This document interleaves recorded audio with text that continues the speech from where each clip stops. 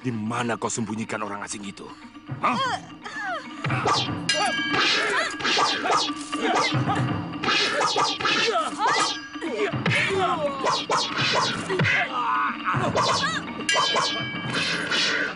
Ayo cepat tunjukkan. Kau masih keras kepala. Hah? Kurang ajar. Ayo bakar rumah ini.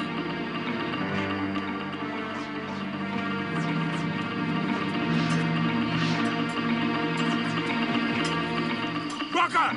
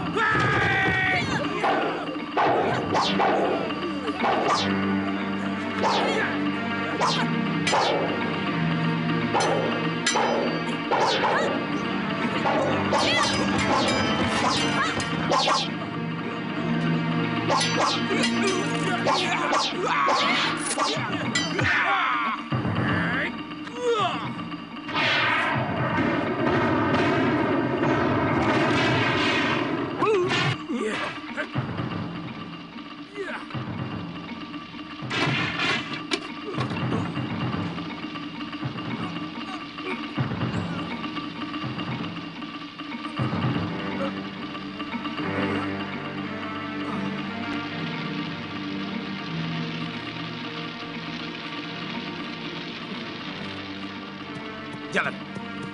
Nyi, siapa yang melakukan ini? Saya Kamandanu, Nyi.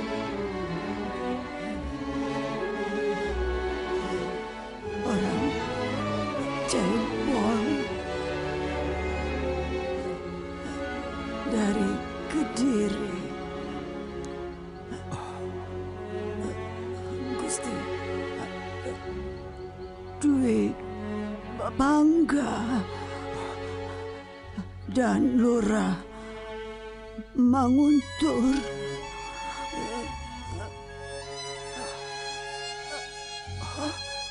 Mesin ada di mana, Nyi? Mesin pergi.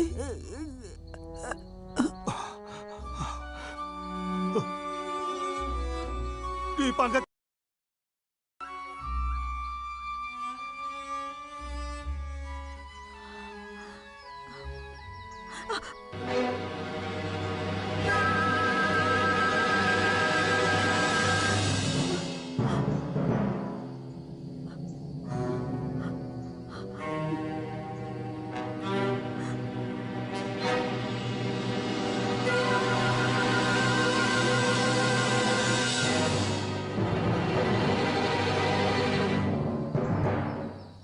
Saya mencium bau orang di sekitar tempat ini. Sepertinya tidak mungkin. Kalau wanita asing itu tahu jalan, pasti tidak akan berani melewati daerah ini. Karena hutan ini sudah sangat dekat dengan Jasud Wungkal. Kecuali kalau tidak ada orang yang memberitahu dia. Tapi firasat saya, dia berada di sekitar sini. Bahkan di pohon ini.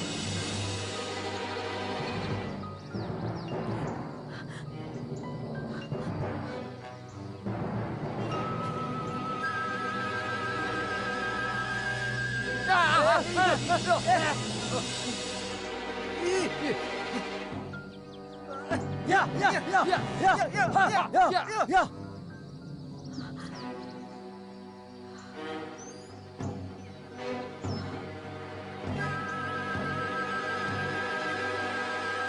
Rupanya hidungmu pekat terhadap ular. Jangan-jangan ular itu ular siluman.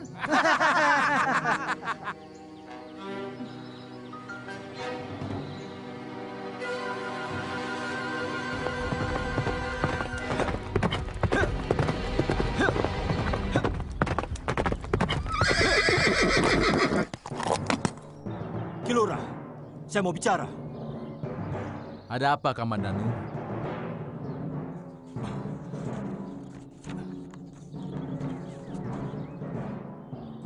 Ada yang melihat Ki Lurah bersama tentara gelang-gelang.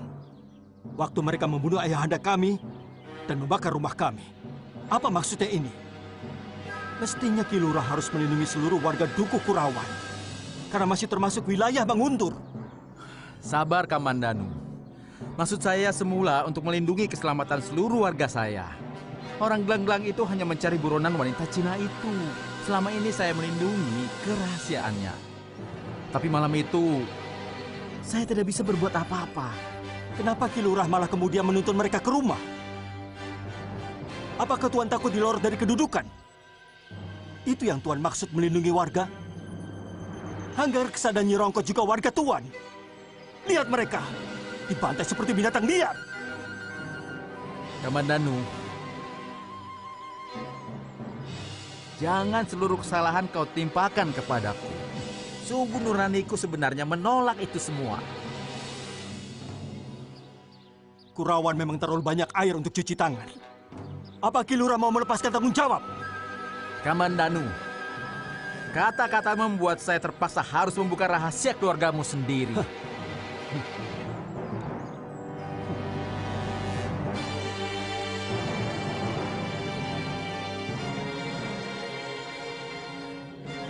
Dwi Pangga yang menunjukkan tempat istrimu. Karena rumah Ki Hanggareksa masuk dalam wilayahku, maka terpaksa aku harus menggiring orang-orang Kediri itu. Semua aku lakukan dengan pikiran. Lebih baik mengorbankan seorang yang kebetulan adalah istrimu daripada seluruh desa terkena bencana oleh tindakan pasukan gelang-gelang yang kejam itu. Tapi ternyata keluargaku dibantai seperti jalanan. Dan Tuan tenang-tenang saja, masih bisa bermain dengan burung. Apa Tuan sudah tidak menganggap keluarga kami? Empu Hanggareksa penduduk Kurawan. Ayahku pernah mengharumkan nama desa ini. Bahkan Sang Prabu Kertanegara pernah memberi penghargaan. Tapi hanya itu balasan yang Tuan lakukan. Hati-hati bicaramu, Kamandanu. Sekarang kamu berhadapan dengan Pamong Singasari yang sudah dikuasai Daha. Manguntur sudah resmi menjadi jarahan gelang-gelang. Saya siap untuk menghukum siapapun yang telah ayahku dan juga pembantu setiaku. Ingat, termasuk Tuan. Tunggu saatnya.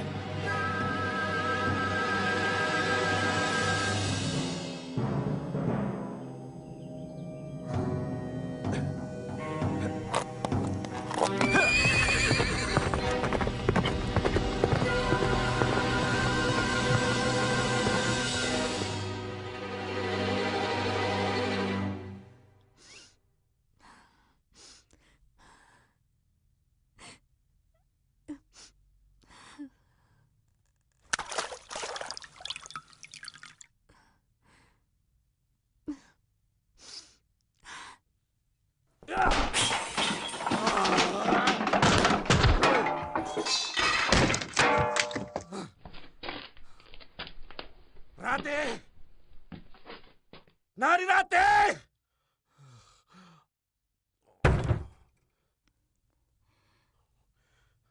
Rate! Apalagi? Saya sudah capek mengalah terus, Kakang. Sekarang mau apa? Mana batu nirmala yang kamu simpan itu? Tidak. Batu itu warisan dari nenek moyangku. Kakang sama sekali tidak punya hak.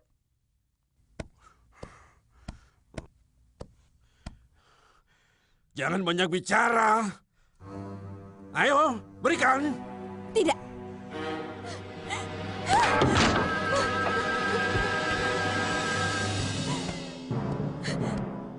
Cukup sudah kesabaranku.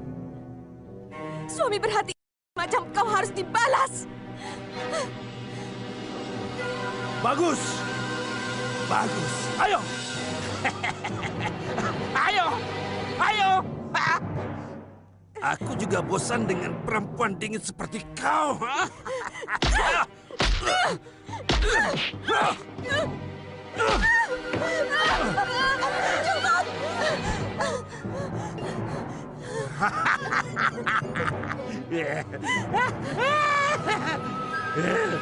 Minggir kamu, Lemus. Aku benci dengan niat busuk perempuan ini. Jangan, Gusti. Kasihan. Biar Nyi, biarkan. Aku ingin melihat berwajah manusia ini setelah dia membantai ayah kandungnya sendiri. Diam! Kamu boleh lihat. Gusti memang keterlaluan.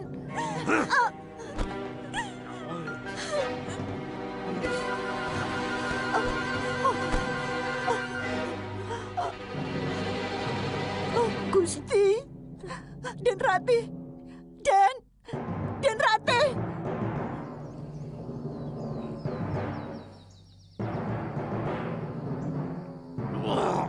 Ayah, ayah mau kemana? Ayah mau kemana? Panji ikut, Panji ikut, Panji ikut ayah. Aduh. Ayah jahat.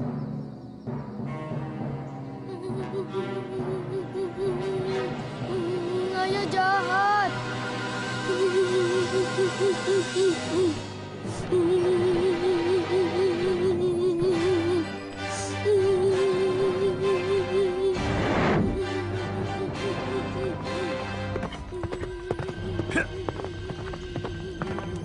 Ayah jahat.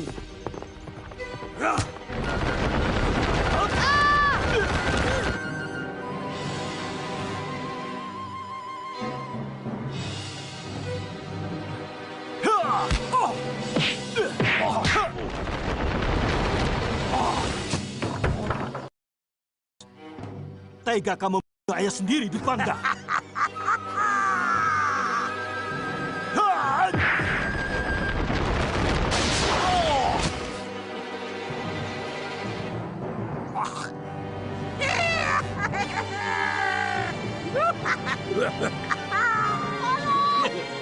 Den Rati sekarang! Tolong! Tolong! Den Rati. Den, Ayah jahat, Panji dipukul. sudah Den Panji. Jangan ganggu ibu. Rati,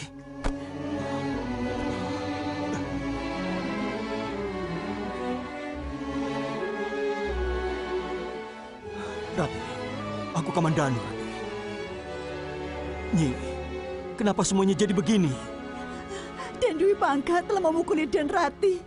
Waktu Den Rati marah-marah karena Den Dwi Pangga melapor ayah Raden telah menyembunyikan Nina, orang seberang, pada prajurit kerajaan Gelang-Gelang, Den. Hingga Gusti Hanggareksa tewas.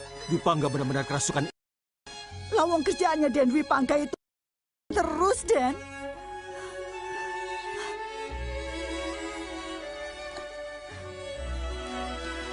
Den Rati. Nyi, seduh ramuan ini. Minumkan kalau Den Rati sadar. Baik, Den. Paman mau kemana? Paman mau mencari obat buat ibu. Panji di sini saja. Jaga baik-baik ibumu. Ibu.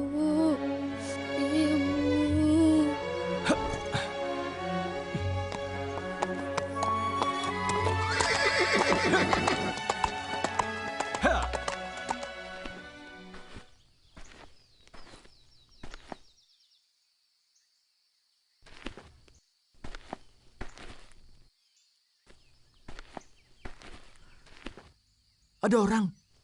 Tampaknya mencurigakan. Mau kemana dia? Naik kudanya seperti kesetanan.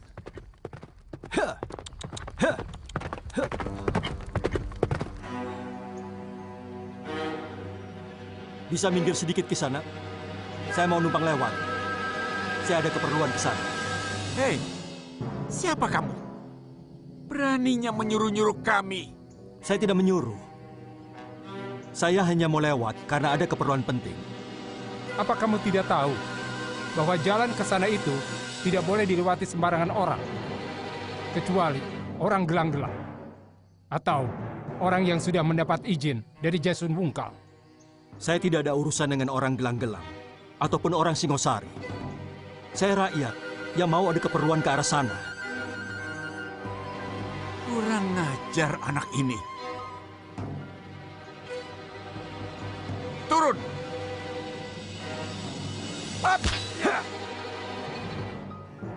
Maaf Kisanak.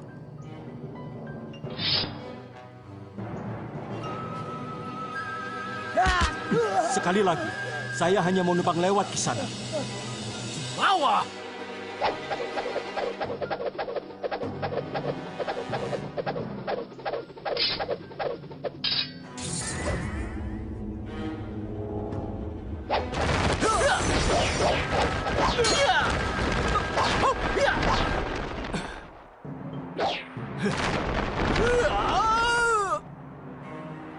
Hah?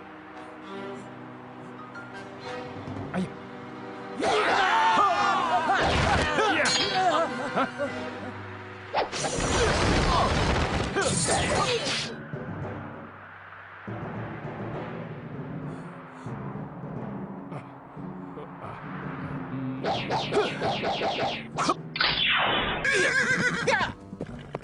Biar semuanya hancur. Pokoknya kalau aku tidak dapat, maka siapapun tidak akan mendapatkannya. Aku tidak mendapatkan kasih sayang Hanggareksa. Kamandanu pun tidak akan mendapatkannya. Karena Hanggareksa sudah jadi...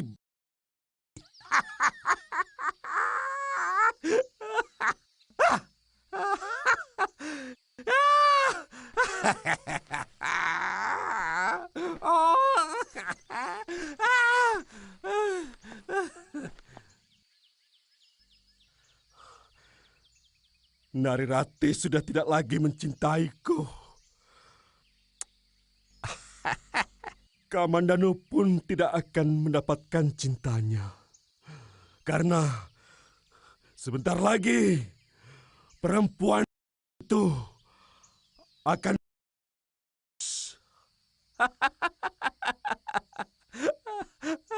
mesin.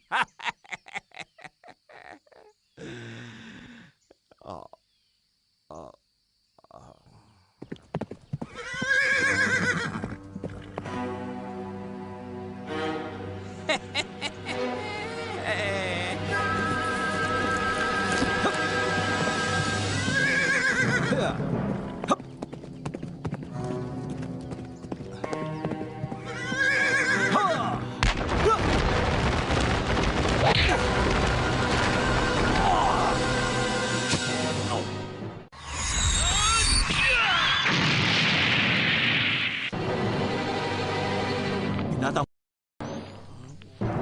Ada titipan dari ayah. Ini pesanan dari Nyi Rongkot. Dan balasan dari Narirati. Ini hadiah dari Messi. Dan kiriman dari Panci.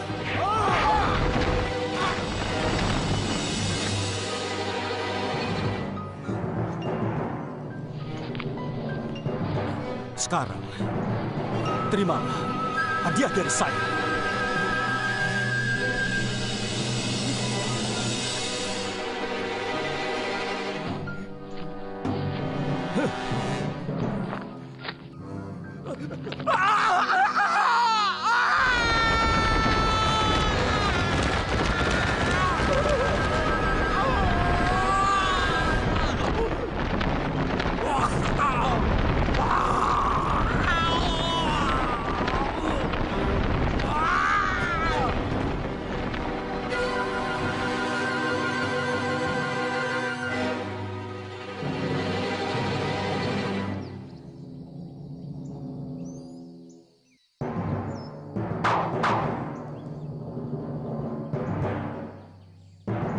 Maafkan saya, Kakang.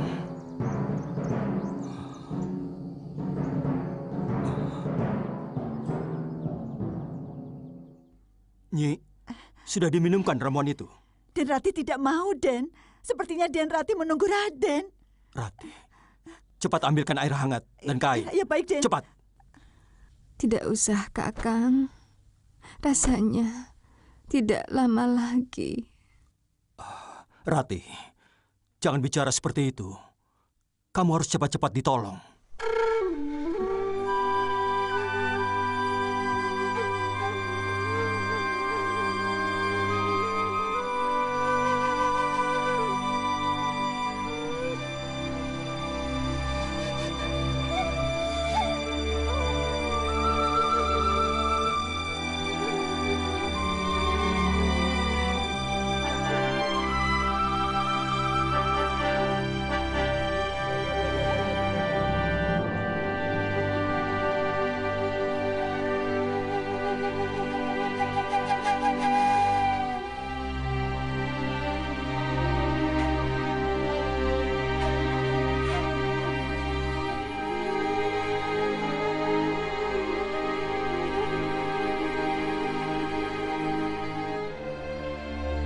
Maafkan semua dosa saya, Kakang. Saya telah mengkhianati cinta Kakang yang suci. Rati, kamu tidak bersalah, Rati. Tidak. Saya harap Kakang percaya. Selama ini, saya hanya memberikan tubuh saya pada Kakang Dwi Pangga, bukan cinta saya. Saya percaya, Rati. Saya titip Panji.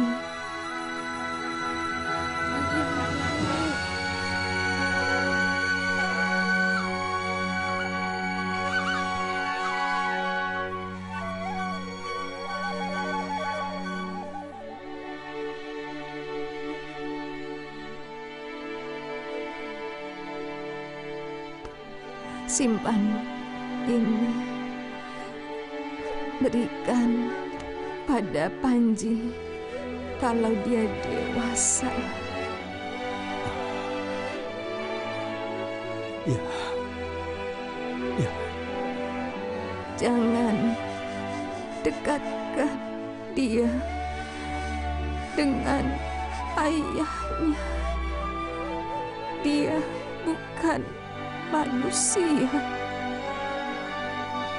Saya tidak ingin dia berwatak seperti Dwi Pangga.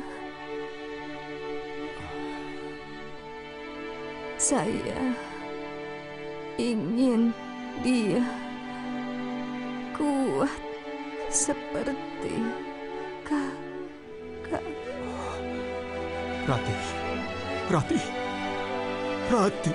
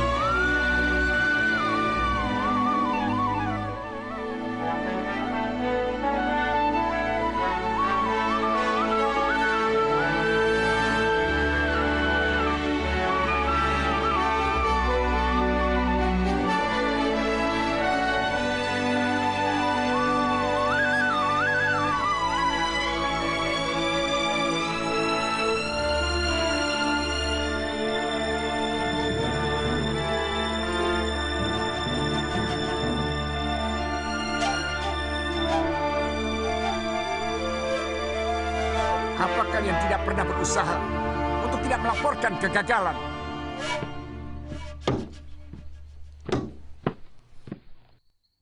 Bangkal, Lejong, hah? Sekarang kebok Kluyur. Besok siapa lagi? Tapi Tuan, saya mendapat kenyataan yang mungkin sangat berguna bagi Tuan. Apa? Kita tidak perlu lagi memburu wanita seberang itu, Tuan. Karena pedang bercahaya merah itu sudah berpindah tangan. Siapa? Dia itu yang kebok Kluyur. Ilmu silatnya luar biasa. Pukulannya keras, dibarengi angin kencang. Sepertinya dulu pernah tarung sama empu sendiri. Sepi angin. Jangan-jangan pemuda yang dulu yang pernah kita lawan, Kakang Bajil. Iya ya. Memang ada kaitannya.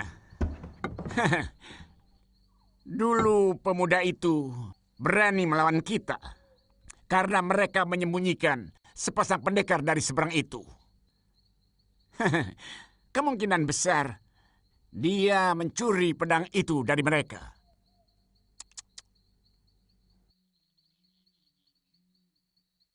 Pasti dia belum jauh dari daerah ini, Kakang Bajil. Jadi, kita sendiri langsung bertindak. Karena ilmu silat anak muda itu tidak bisa disepelekan. Semua yang pernah hidup pasti akan mati. Kecuali yang menciptakan hidup dan mati itu sendiri. Jadi tidak perlu ditangisi terus-menerus. Tapi Panji sedih, Paman.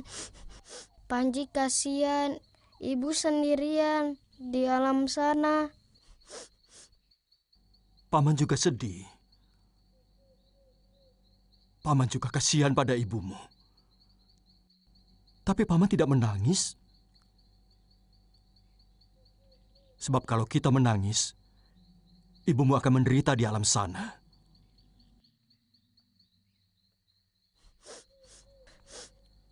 Baik, kalau Panji masih terus menangis, Paman tidak mau mengajak Panji. Biar di sini saja sama Nyi Lemus dan sama ayah Panji. Panji takut. Ayah jahat. Ayah suka memukuli ibu. Ayah juga tidak pernah sayang sama Panji.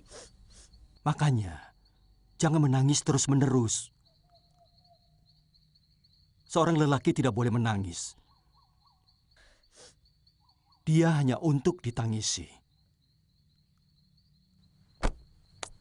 Sudah, kamu harus cepat-cepat tidur. Besok pagi-pagi kita berangkat.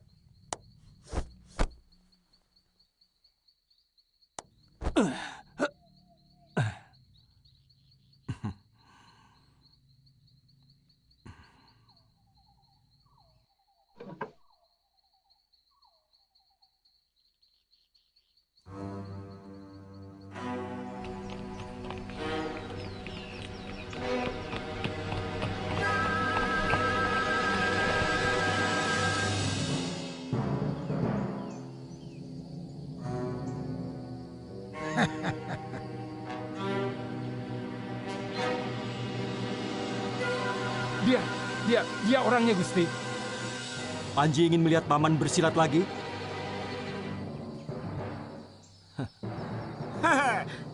Ketemu lagi kita anak muda. Tapi kali ini kau harus mendapatkan hukuman. Kau telah anak buahku. Mestinya dua anak buah tuan yang itu yang dihukum. Dia tidak pantas sebagai prajurit. Bicara apa kamu? Dia lari terbirit-birit melihat temannya Syah lumpuhkan. Apa pantas seorang pendekar berlaku pengecut seperti itu? Mereka berdua pasti aku hukum. Tapi kau juga harus menerima hukuman. Dosa-dosamu bisa aku lupakan kalau kau mau menyerahkan pedangmu. Ada 3 hal yang tidak mungkin bisa saya serahkan pada siapapun. Yang pertama nyawaku. Yang kedua, pedangku, dan yang ketiga, keponakanku ini. Jadi maaf, kalau saya tidak bisa menerima tawaran Tuan.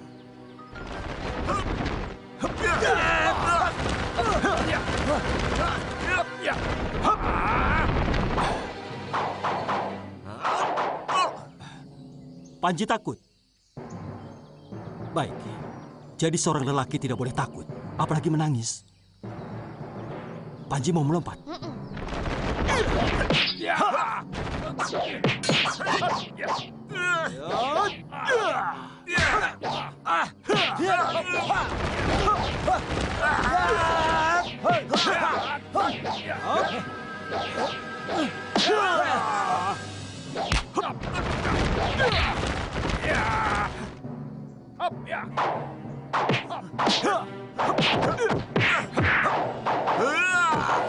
Tahan! Kamu serang anak kecil itu. Biar aku sendiri yang menahan dia. Baik.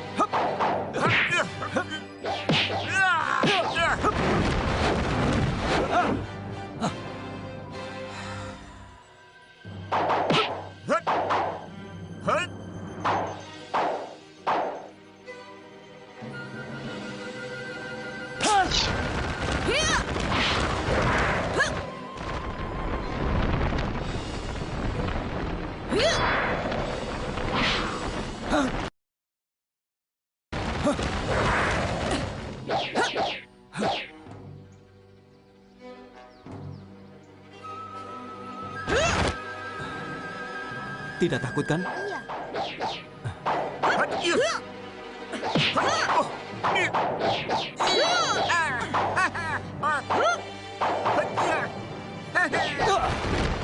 Empu, dia melarikan diri, Empu.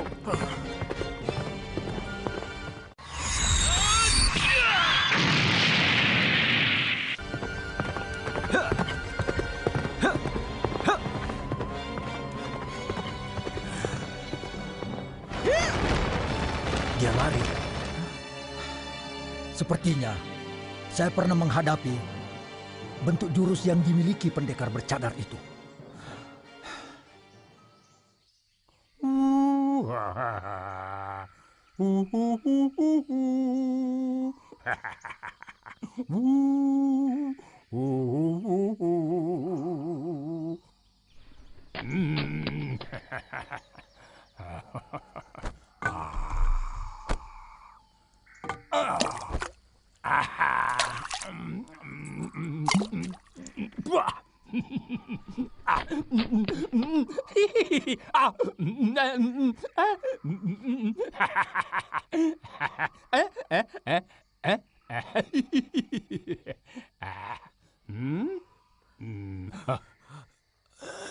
Ada suaranya. Berarti dia masih ada nyawanya.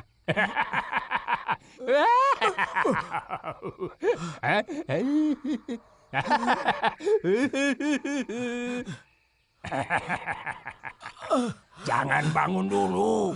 Badanmu masih lemah. Apakah saya masih hidup? Hah? Kamu pikir kamu sudah ya? Hah? Karena kaget melihat wajahku? Hah? Berarti kamu sudah menghina si Watukura. Siapa Watukura? Saya sendiri. Kalau tidak saya yang menolong, kamu sudah menjadi santapan cacing, tahu?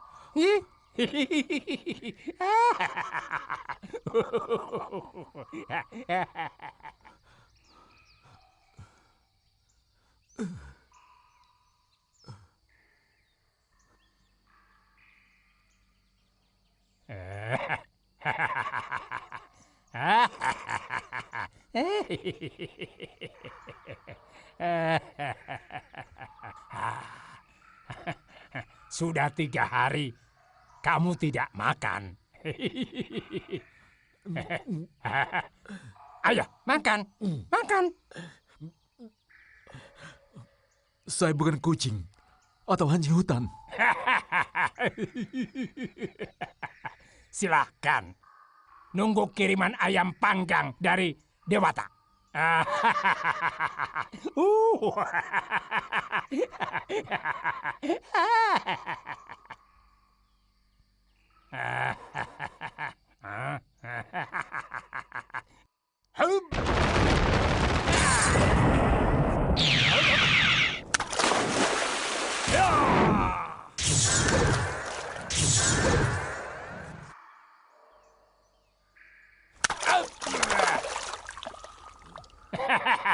Iya. Ya.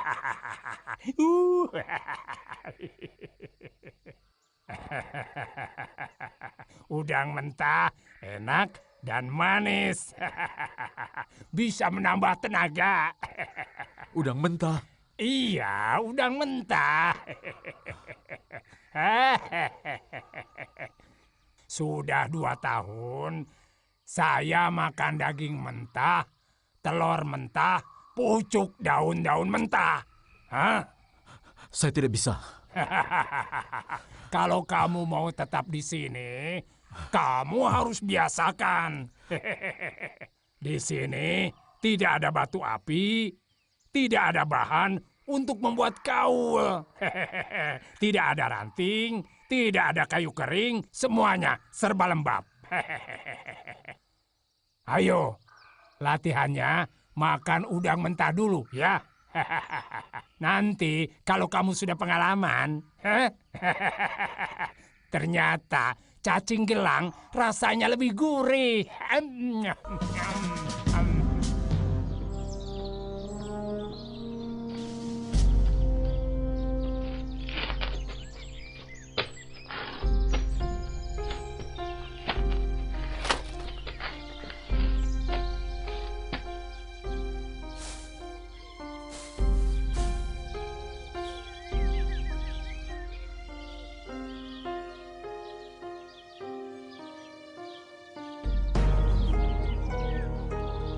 Sudah hampir selesai, Kamadano? Kuda dari mana, Sakawuni? Milik prajurit Kediri yang aku sewa.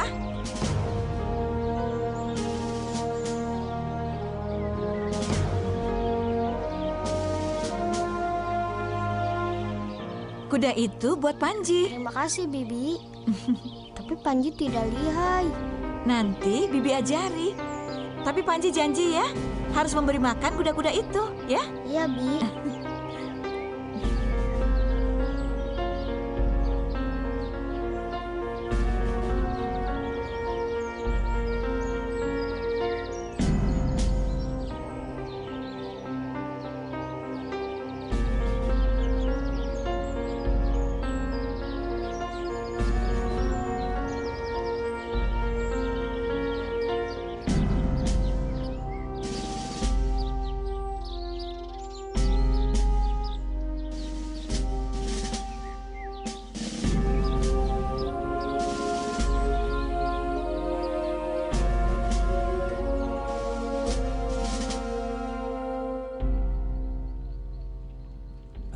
Kadang-kadang aku heran melihat kamu, Wuni. Apa yang sebenarnya kamu cari dalam hidup? Sampai kamu meninggalkan kedua orang tuamu. Aku paling benci pada pertanyaanmu, Kamadano. Kenapa semua laki-laki merasa paling berhak mencari pengalaman hidup dibanding wanita? Kenapa? Mungkin karena kodratnya. Wanita memang harus dekat dengan rumahnya dan dekat dengan keluarganya. Tidak. Itu rekayasa dari kaum laki-laki. Agar kelakuannya yang liar di luar rumah tidak diketahui oleh istrinya. Sementara dia tidak mau sang istri berkeliaran di luar rumah. Kelihatannya kamu menyimpan dendam kepada laki-laki. Laki-laki adalah makhluk yang paling... Mereka selalu menutupi kebohongannya dengan senyum manis dan rayuan gombal. Tidak semuanya. Saya kira saya yang malah sering dikecewakan wanita. Semua... Ya, paling tidak. Mungkin bapakmu sendiri pasti orang baik. Mana mungkin kamu bisa menilai? Padahal kamu belum kenal. Buah jatuh, tidak jauh dari pohonnya. Saya melihat watakmu yang baik, yang welas asih kepada orang yang tertindas, dan selalu berbuat baik, membela pihak yang lemah. Semua watak baik seperti itu tidak mungkin muncul dari seorang bapak yang berhati. Iya kan? Sudah malam, Kamandanu. Kamu tidak tidur? Tidak, kamu saja dulu. Biar saya yang jaga.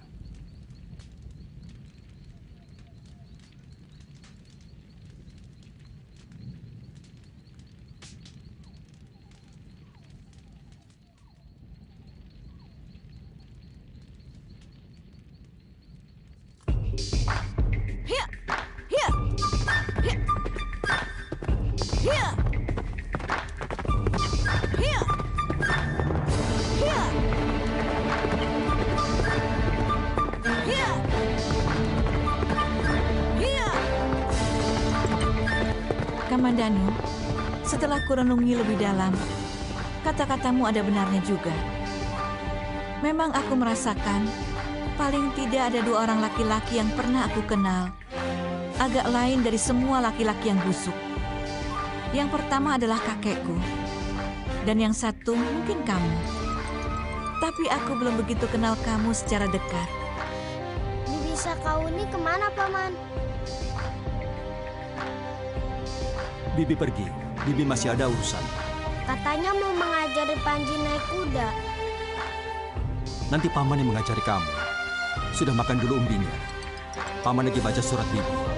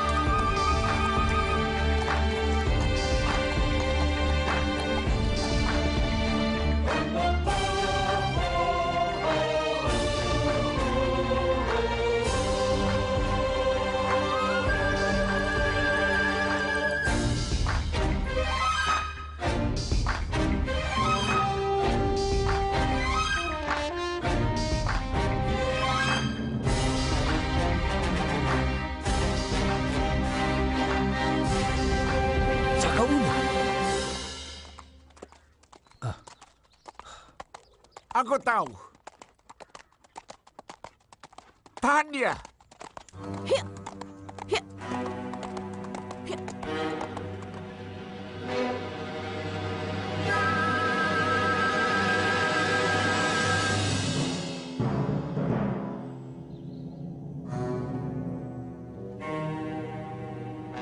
Ada apa ini, Tong Bajil? Dari mana kau, Sakauni? Apa perlu kulaporkan semua yang kulakukan pada Tuan? Perlu? Aku tidak mengabdi kepada Tuan. Urusanku hanya kepada Tuan Kebo Mundaran. Dari kelompok pendekar, kamu termasuk kelompokku. Tapi selama ini tidak pernah ikut bersama-sama. Iya, kami yang bekerja keras, kamu malah enak-enakan berkeliaran. Bahkan membokong kami. Apa maksudmu, Dewi Sambi? Omonganmu sudah menuduh. Ya, bukankah kamu perempuan bercadar hitam yang telah membokong kami waktu mau menangkap pendekar Singosari itu, Dekar Jasung Wungkal? Aku tidak pernah menggunakan cadar, apalagi warna hitam. Warna kematian yang paling aku benci. Aku kenal sekali dengan gerakan silatmu, dengan golok pendekmu. Kamu kira hanya aku yang punya golok pendek dan jurus tangan 1000? Pendekar apa kalian?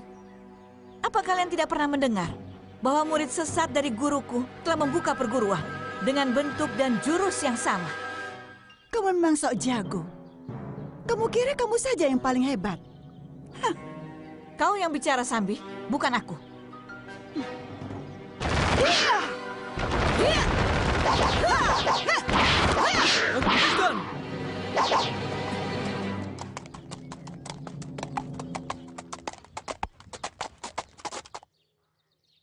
Ada apa ini?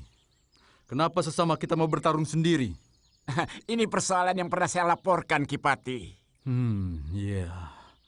Sakauni, apa maksudmu? Kamu mau jadi pengkhianat?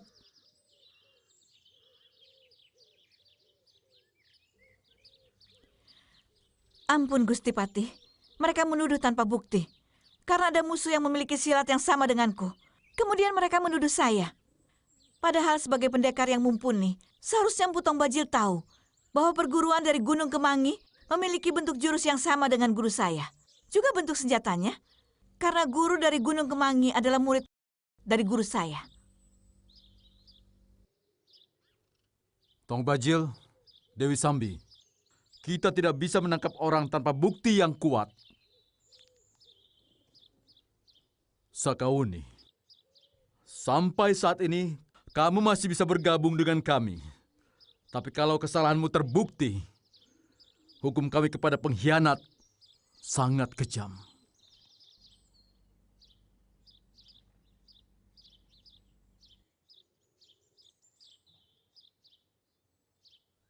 Tong Bajil,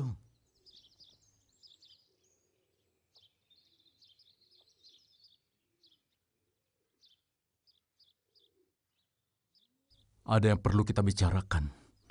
Nanti malam kau ke rumahku. Baik, Gusti.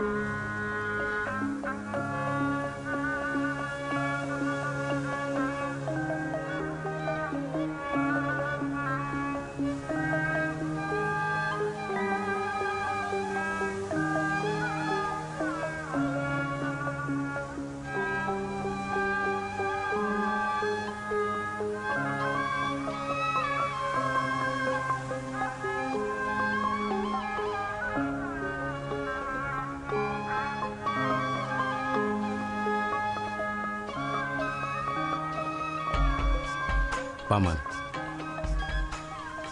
sebenarnya saya agak ragu.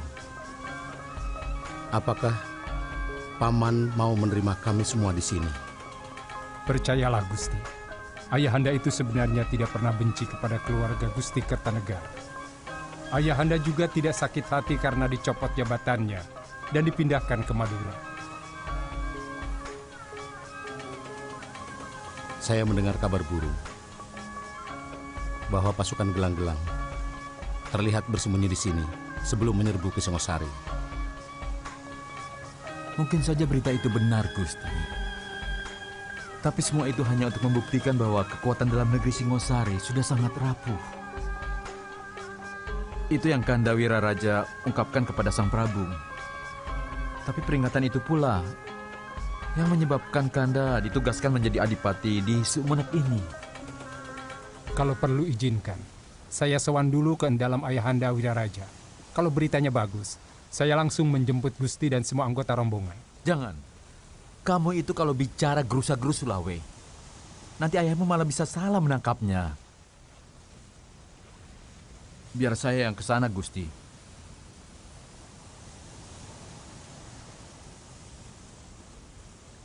Kapan? Saya pikir sekarang lebih baik. Mungkin akan sampai di Sumenep malam hari. Saya akan langsung ke rumah beliau. Tidak usah ke Paseban.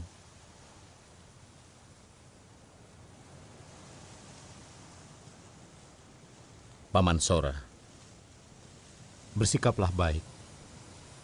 Karena Paman membawa nama saya. Jangan sekali-sekali Paman mengemis. Paman hanya mengajukan permohonan. Itu saja.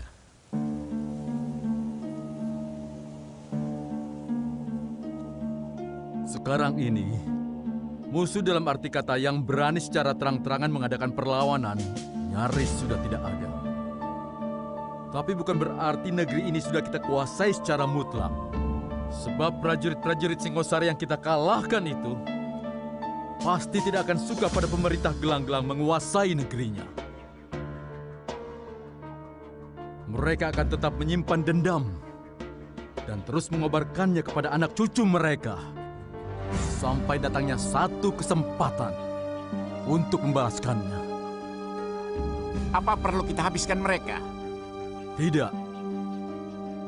Sang Prabu Jayakatwang ingin segera merubah citra bala tentara kita menjadi sahabat dan pelindung rakyat. Kita tidak boleh menampakkan kekerasan, kekasaran, terutama kepada penduduk asli Singosari. Apa itu tidak membahayakan, Gusti? Terlalu memberi angin kepada musuh akan membuat mereka cepat menjadi berani. Iya. Saya sudah membicarakan hal itu kepada Sang Prabu.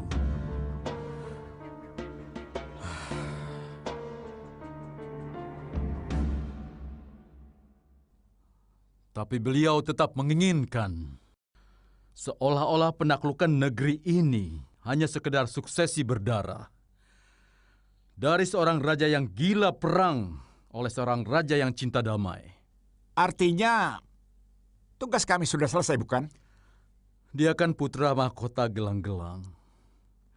Jadi selanjutnya tugas kalian tidak lagi di bawah perintahku. Langsung oleh Mantri Segara Winotan. Kita harus tetap waspada kepada bekas-bekas prajurit Singosari.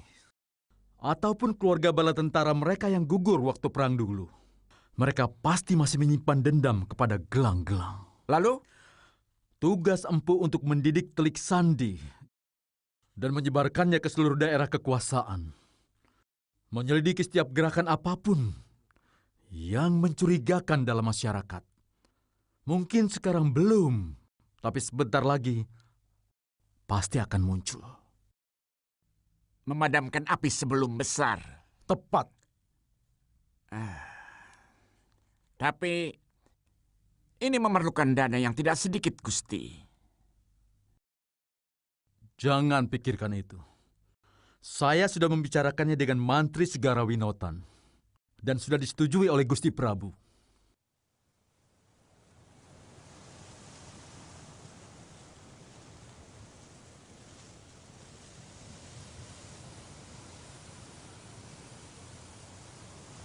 Kalau saja Arda Raja tidak berkhianat, sebenarnya kita akan memenangkan perang.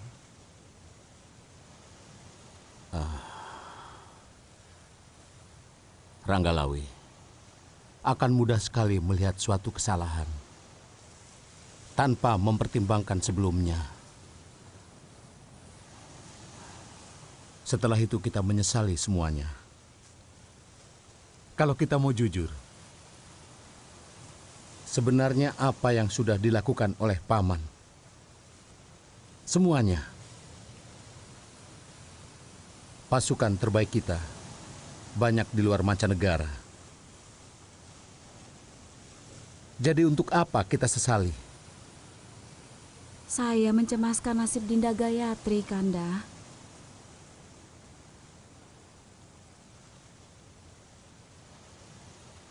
Mudah-mudahan Ibunda, Prabu Jayakatwang dan bawahannya masih memiliki jiwa pemurah.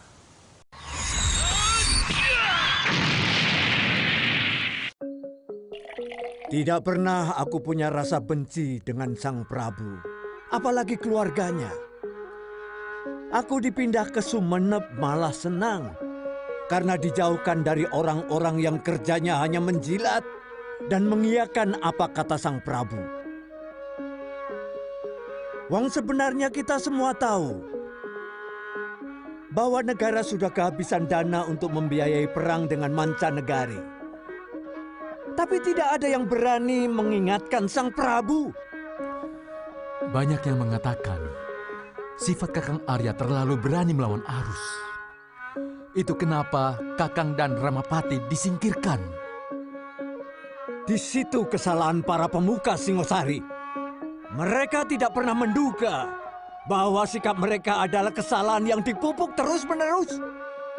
Kelihatannya mereka setia kepada Sang Prabu, tapi sebenarnya mereka sedang menjerumuskan beliau. Bagaimana hubungan Kakang dengan Sang Jayakatwang?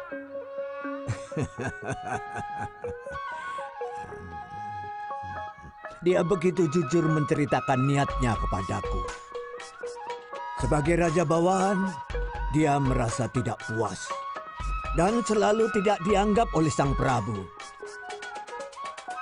Dia meminta saran untuk menyerang Singosari, dan aku cuma mengatakan, kalau mau berburu sekaranglah saatnya. Mumpung matanya sudah ompong, mumpung rembulan sedang benderang. Artinya Kakang membela mereka? Aku hanya memberi saran.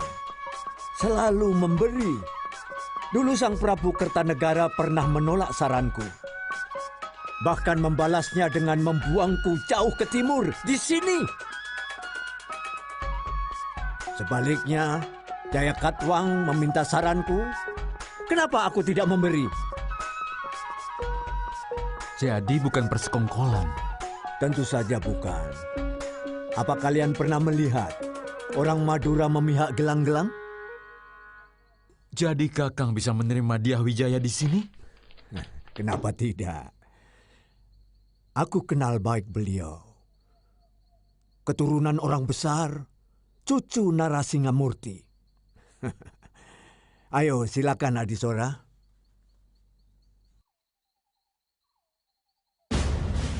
Kamu mewakili ayahandamu? Tidak, Gusti. Saya datang sebagai pengawal Gusti, bukan sebagai putra Ayahanda Banyakwida.